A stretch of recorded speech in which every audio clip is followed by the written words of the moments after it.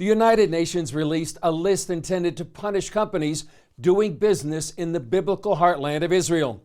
Companies like U.S. giants General Mills and Motorola appeared on the so-called blacklist that seeks to isolate the Jewish state. Reaction came quickly after the UN Human Rights Council released the so-called BDS blacklist designed to punish more than 100 companies doing business in East Jerusalem, Judea, Samaria, and the Golan Heights. Israel froze ties with the council's leader, accusing the office of serving the BDS campaign. United States Senator Tom Cotton accused the council of persecuting Israel while protecting the world's worst tyrants, calling on it to investigate the crimes of its own members instead of obsessing over the Jewish state. It's important to note that it is not, as some claim, a blacklist, nor does it qualify any company's activities as illegal. Israeli Prime Minister Benjamin Netanyahu vowed to boycott those who boycott Israel, calling the Human Rights Council a biased body that is devoid of influence.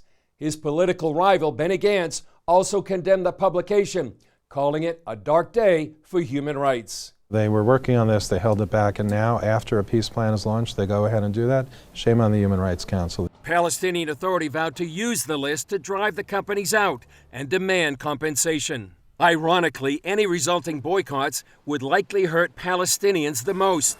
For example, CBN News has reported how international pressure forced the SodaStream company to leave Mishor Adumim and move to Israel, costing many of the 500 Palestinian employees their jobs. NGO Monitor's Yonah Schiffmiller told CBN News much of the list came from BDS-linked organizations, and Israel claims several groups with terror links pushed the UN to publish the list. The activities that these companies are being targeted for are completely legitimate. There is no international standard that bars business activity in occupied territories or in settlements. Many of the companies that we're talking about are conducting activities that were outlined in the Oslo Accords. Christian business leaders from some 40 nations have pledged to combat the BDS movement by pursuing business with Israeli companies.